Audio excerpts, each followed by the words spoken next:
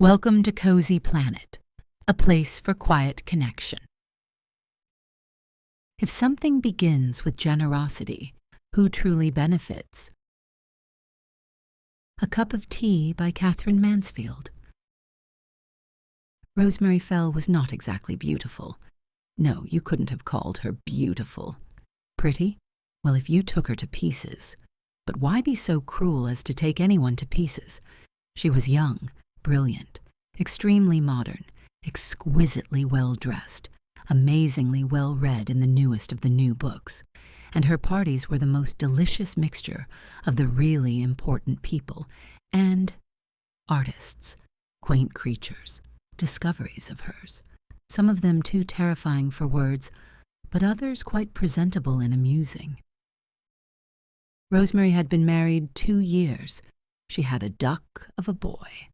No, not Peter, Michael, and her husband absolutely adored her. They were rich, really rich, not just comfortably well off, which is odious and stuffy and sounds like one's grandparents. But if Rosemary wanted to shop, she would go to Paris as you and I would go to Bond Street. If she wanted to buy flowers, the car pulled up at that perfect shop in Regent Street, and Rosemary inside the shop just gazed in her dazzled, rather exotic way and said, "I want those and those and those. Give me 4 bunches of those, and that jar of roses. Yes, I'll have all the roses in the jar. No lilac. I hate lilac. It's got no shape." The attendant bowed and put the lilac out of sight, as though this was only too true. Lilac was dreadfully shapeless. "Give me those stumpy little tulips, those red and white ones." And she was followed to the car by a thin shop girl staggering under an immense white paper armful that looked like a baby in long clothes. One winter afternoon she had been buying something in a little antique shop in Curzon Street. It was a shop she liked. For one thing, one usually had it to oneself, and then the man who kept it was ridiculously fond of serving her. He beamed whenever she came in. He clasped his hands. He was so gratified he could scarcely speak. Flattery, of course. All the same, there was something. "You see, madam," he would explain in his low, respectful tones, "I love my things. I would rather not part with them than sell them to someone who does not appreciate them, who has not that fine feeling which is so rare." And breathing deeply, he unrolled a tiny square of blue velvet and pressed it on the glass counter with his pale fingertips. Today it was a little box. He had been keeping it for her. He had shown it to nobody as yet. An exquisite little enamel box with a glaze so fine it looked as though it had been baked in cream. On the lid a minute creature stood under a flowery tree, and a more minute creature still had her arms around his neck. Her hat, really no bigger than a geranium petal, hung from a branch. It had green ribbons, and there was a pink cloud, like a watchful cherub floating above their heads. Rosemary took her hands out of her long gloves. She always took off her gloves to examine such things. Yes, she liked it very much. She loved it. It was a great duck. She must have it. And turning the creamy box, opening and shutting it, she couldn't help noticing how charming her hands were against the blue velvet. The shopman, in some dim cavern of his mind, may have dared to think so too, for he took a pencil, leant over the counter, and his pale, bloodless fingers crept timidly towards those rosy, flashing ones, as he murmured gently, "If I may venture to point out to madam, the flowers on the little lady's bodice." Charming! Rosemary admired the flowers. But what was the price? For a moment the shopman did not seem to hear. Then a murmur reached her. 28 guineas, madame." 28 guineas. Rosemary gave no sign. She laid the little box down. She buttoned her gloves again. 28 guineas. Even if one is rich. She looked vague. She stared at a plump tea kettle like a plump hen above the shopman's head, and her voice was dreamy as she answered, "Well, keep it for me, will you? I'll—" But the shopman had already bowed, as though keeping it for her was all any human being could ask. He would be willing, of course, to keep it for her forever. The discreet door shut with a click. She was outside on the step, gazing at the winter afternoon. Rain was falling, and with the rain it seemed the dark came too, spinning down like ashes. There was a cold, bitter taste in the air, and the new lighted lamps looked sad. Sad were the lights in the houses opposite. Dimly they burned as if regretting something, and people hurried by, hidden under their hateful umbrellas. Rosemary felt a strange pang. She pressed her muff to her breast. She wished she had the little box, too, to cling to. Of course, the car was there. She'd only to cross the pavement. But still she waited. There are moments, horrible moments in life, when one emerges from shelter and looks out, and it's awful. One oughtn't to give way to them. One ought to go home and have an extra special tea. But at the very instant of thinking that, a young girl, thin, dark, shadowy, where had she come from, was standing at Rosemary's elbow, and a voice like a sigh, almost like a sob, breathed, "Madame, may I speak to you a moment? Speak to me?" Rosemary turned. She saw a little battered creature with enormous eyes, someone quite young, no older than herself, who clutched at her coat collar with reddened hands and shivered as though she had just come out of the water.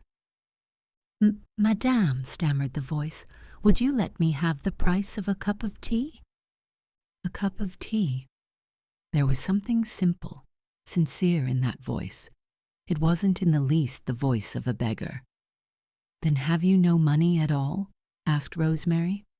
"None, madam," came the answer. How extraordinary!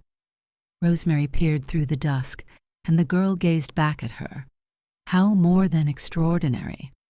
And suddenly it seemed to Rosemary such an adventure. It was like something out of a novel by Dostoevsky, this meeting in the dusk. Supposing she took the girl home? Supposing she did do one of those things she was always reading about or seeing on the stage? What would happen? It would be thrilling. And she heard herself saying afterwards, to the amazement of her friends, "I simply took her home with me," as she stepped forward and said to that dim person beside her, "Come home to tea with me." The girl drew back startled. She even stopped shivering for a moment. Rosemary put out a hand and touched her arm. "I mean it," she said, smiling, and she felt how simple and kind her smile was. "Why won't you? Do. Come home with me now in my car and have tea." You don't mean it, madam," said the girl, and there was pain in her voice. "But I do," cried Rosemary. "I want you to please me. Come along." The girl put her fingers to her lips, and her eyes devoured Rosemary. You're not taking me to the police station," she stammered. "The police station?" Rosemary laughed out. "Why should I be so cruel? No, I only want to make you warm and to hear anything you care to tell me." Hungry people are easily led. The footman held the door of the car open, and a moment later they were skimming through the dusk. "There," said Rosemary.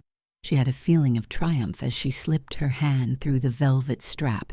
She could have said, "Now I've got you," as she gazed at the little captive she had netted. But of course she meant it kindly. Oh, more than kindly.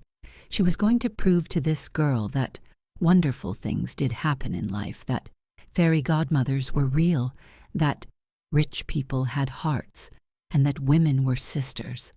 She turned impulsively, saying, "Don't be frightened. After all, why shouldn't you come back with me? We're both women. If I'm the more fortunate, you ought to expect." But happily at that moment, for she didn't know how the sentence was going to end, the car stopped. The bell was rung, the door opened, and with a charming, protecting, almost embracing movement, Rosemary drew the other into the hall. Warmth, softness, light, a sweet scent. All those things so familiar to her she never even thought about them. She watched that other receive. It was fascinating. She was like the little rich girl in her nursery with all the cupboards to open, all the boxes to unpack. Come upstairs," said Rosemary, longing to begin to be generous. "Come up to my room." And besides, she wanted to spare this poor little thing from being stared at by the servants. She decided as they mounted the stairs she would not even ring for Jean, but take off her things by herself. The great thing was to be natural. "And there!" cried Rosemary again, as they reached her beautiful big bedroom with the curtains drawn, the fire leaping on her wonderful lacquer furniture, her gold cushions and the primrose and blue rugs. The girl stood just inside the door. She seemed dazed, but Rosemary didn't mind that. "Come and sit down," she cried, dragging her big chair up to the fire. "In this comfy chair. Come and get warm. You look so dreadfully cold." "I daren't, madam," said the girl, and she edged backwards. "Oh, please." Rosemary ran forward. "You mustn't be frightened. You mustn't, really. Sit down. And when I've taken off my things, we shall go into the next room and have tea and be cozy. Why are you afraid?" And gently she half pushed the thin figure into its deep cradle. But there was no answer. The girl stayed just as she had been put, with her hands by her sides and her mouth slightly open. To be quite sincere, she looked rather stupid, but Rosemary wouldn't acknowledge it. She leant over her, saying, "Won't you take off your hat? Your pretty hair is all wet, and one is so much more comfortable without a hat, isn't one?" There was a whisper that sounded like, "Very good, madam," and the crushed hat was taken off. "Let me help you off with your coat, too," said Rosemary. The girl stood up, but she held on to the chair with one hand and let Rosemary pull. It was quite an effort. The other scarcely helped her at all. She seemed to stagger like a child, and the thought came and went through Rosemary's mind that if people wanted helping, they must respond a little, just a little, otherwise it became very difficult indeed. And what was she to do with the coat now? She left it on the floor, and the hat too. She was just going to take a cigarette off the mantelpiece when the girl said quickly, but so lightly and strangely, "I'm very sorry, madam, but I'm going to faint. I shall go off, madam, if I don't have something." Good heavens, how thoughtless I am! Rosemary rushed to the bell.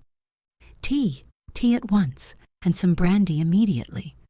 The maid was gone again, but the girl almost cried out, "No, I don't want no brandy. I never drink brandy. It's a cup of tea I want, madam." And she burst into tears.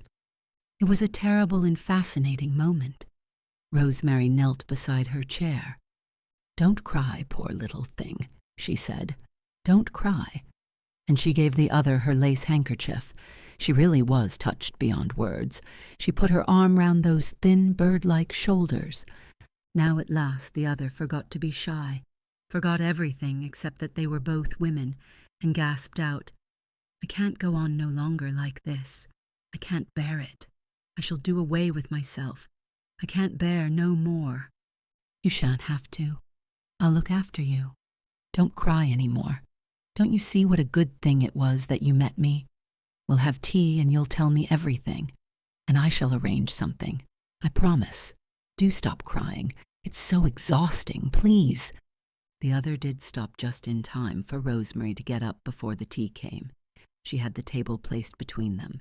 She plied the poor little creature with everything, all the sandwiches, all the bread and butter, and every time her cup was empty, she filled it with tea, cream, and sugar. People always said sugar was so nourishing. As for herself, she didn't eat. She smoked and looked away tactfully, so that the other should not be shy, and really the effect of that slight meal was marvelous. When the tea table was carried away, a new being, a light, frail creature with tangled hair, dark lips, deep, lighted eyes, lay back in the big chair, in a kind of sweet languor, looking at the blaze. Rosemary lit a fresh cigarette. It was time to begin. "And when did you have your last meal?" she asked softly. But at that moment the door handle turned. "Rosemary, may I come in?" It was Philip. "Of course." He came in. "Oh, I'm so sorry," he said, and stopped and stared. "It's quite all right," said Rosemary, smiling. "This is my friend, Miss—" "Smith, madam," said the languid figure. who was strangely still and unafraid. "Smith," said Rosemary, "we are going to have a little talk." "Oh, yes," said Philip. "Quite." And his eye caught sight of the coat and hat on the floor. He came over to the fire and turned his back to it. "It's a beastly afternoon," he said curiously, still looking at that listless figure, looking at its hands and boots, and then at Rosemary again. "Yes, isn't it?" said Rosemary enthusiastically. "Vile." Philip smiled his charming smile. "As a matter of fact," said he, "I wanted you to come into the library for a moment. Would you? Will Miss Smith excuse us?" The big eyes were raised to him, but Rosemary answered for her. "Of course she will." And they went out of the room together. "I say," said Philip, when they were alone. "Explain. Who is she? What does it all mean?" Rosemary, laughing, leaned against the door and said, "I picked her up in Curzon Street. Really. She's a real pickup. She asked me for the price of a cup of tea, and I brought her home with me." "But what on earth are you going to do with her?" cried Philip. "Be nice to her," said Rosemary quickly. "Be frightfully nice to her. Look after her. I don't know how. We haven't talked yet. But show her. Treat her. Make her feel—" "My darling girl," said Philip, "you're quite mad, you know. It simply can't be done." "I knew you'd say that," retorted Rosemary. "Why not? I want to. Isn't that a reason? And besides, one's always reading about these things. I decided—" "But," said Philip slowly, and he cut the end of a cigar, "she's so astonishingly pretty." "Pretty?" Rosemary was so surprised that she blushed. "Do you think so? I hadn't thought about it." "Good Lord," Philip struck a match. "She's absolutely lovely. Look again, my child. I was bowled over when I came into your room just now. However, I think you're making a ghastly mistake. Sorry, darling, if I'm crude and all that, but let me know if Miss Smith is going to dine with us in time for me to look up the Milliner's Gazette." "You absurd creature," said Rosemary, and she went out of the library, but not back to her bedroom. She went to her writing room and sat down at her desk. Pretty. Absolutely lovely. Bowled over. Her heart beat like a heavy bell. Pretty. Lovely. She drew her checkbook towards her, but no, checks would be no use, of course. She opened a drawer and took out 5-pound notes, looked at them, put 2 back, and holding the 3 squeezed in her hand, she went back to her bedroom. Half an hour later, Philip was still in the library when Rosemary came in. "I only wanted to tell you," said she, and she leaned against the door again and looked at him with her dazzled, exotic gaze. "Miss Smith won't dine with us tonight." Philip put down the paper. "Oh, what's happened? Previous engagement." Rosemary came over and sat down on his knee. "She insisted on going," said she, "so I gave the poor little thing a present of money. I couldn't keep her against her will, could I?" she added softly. Rosemary had just done her hair, darkened her eyes a little, and put on her pearls. She put up her hands and touched Philip's cheeks. "Do you like me?" said she, and her tone, sweet, husky, troubled him. "I like you awfully," he said, and he held her tighter. "Kiss me." There was a pause. Then Rosemary said dreamily, "I saw a fascinating little box today. It cost 28 guineas. May I have it?" Philip jumped her on his knee. "You may, little wasteful one," said he. But that was not really what Rosemary wanted to say. "Philip," she whispered, and she pressed his head against her bosom. "Am I pretty?" Thank you for listening. This was A Cup of Tea. What separates kindness from self-satisfaction?